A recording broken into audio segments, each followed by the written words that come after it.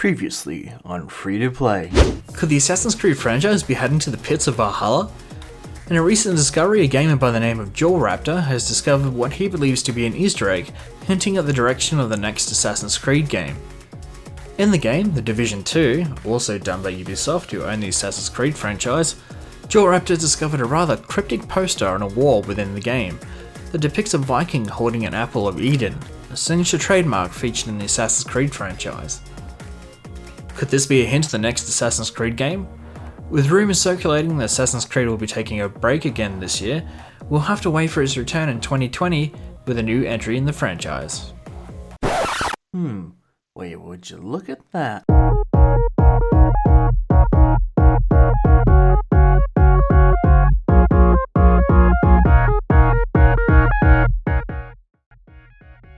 Oh hey, it's you!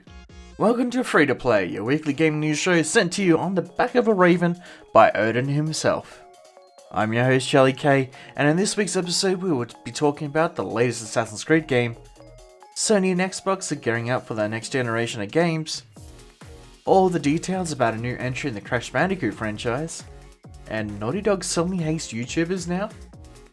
Find out all the latest in gaming news, plus so much more, in this week's episode of Free to Play. But before we begin, if you love content that revolves around gaming, why not Welcome Punch! push that subscribe button and tap the bell icon so you don't miss a single video.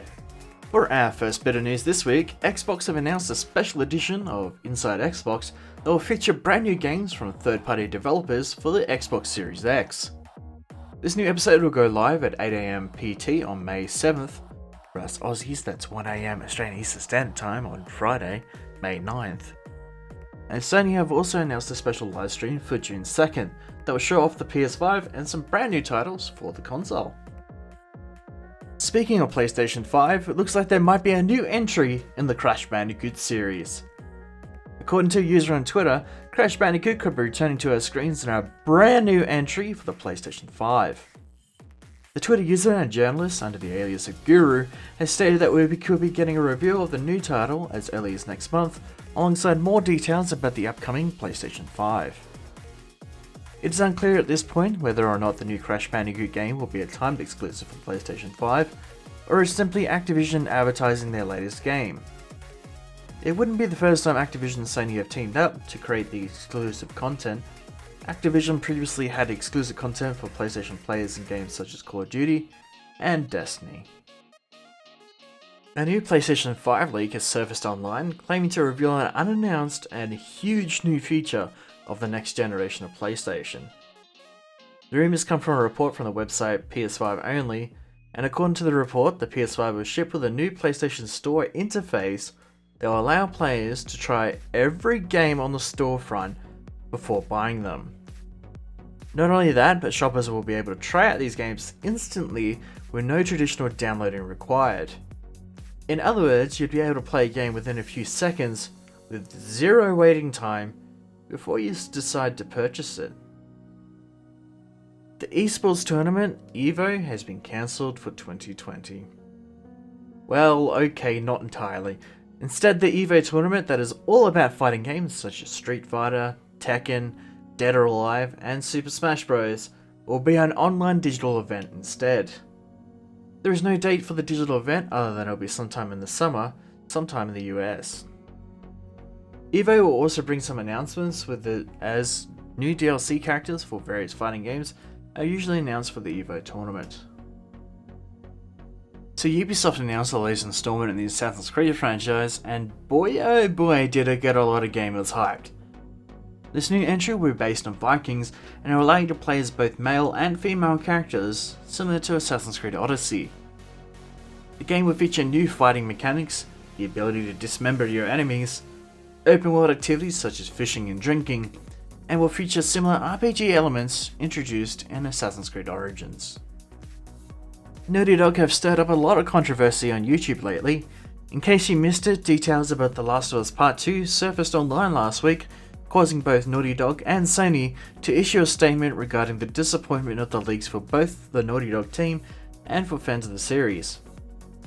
However, it turns out the leaks were made by hackers who managed to hack the Naughty Dog servers as far back as the release of a patch for Uncharted 4, allowing them access to beta builds of Uncharted 4 and The Last of Us. They had access to the server, just waiting for The Last of Us Part 2 to be uploaded to the server, for them to leak all the details. Also, it is important to note that these hackers are not former employees of Sony or Naughty Dog, as previously reported. However, it looks like both Sony and Naughty Dog have thrown the hammer down, as various YouTubers reporting on the story have been issued a copyright notice and have had their videos taken down from YouTube for simply just mentioning the leaks of The Last of Us 2. Some YouTubers have had their videos removed entirely, and in one case, a YouTuber mentioned the leak for a matter of seconds before being issued with a takedown notice. Both Naughty Dog and Sony are yet to comment on the matter, other than stating they are investigating the leaks, and the leaker, or people involved, weren't disgruntled ex-employees of Naughty Dog. Naughty Dog has come under a lot of scrutiny lately in the gaming industry, as they have been known for extra long work hours, or to maintain deadlines under severe crunch time. In fact, when the teams were working on Uncharted 4, they had such a high turnover of visual effects team members that they had to call in visual effects crews that worked on films instead of games. Now, it is also important to note that Sony and Naughty Dog have been working with a third-party firm that specialises in copyright notices, so it is possible that it is from this company and not from Sony and Naughty Dog themselves that are issuing all these takedown notices. But what do you think? Is Naughty Dog to blame here? Let us know in the comment section down below.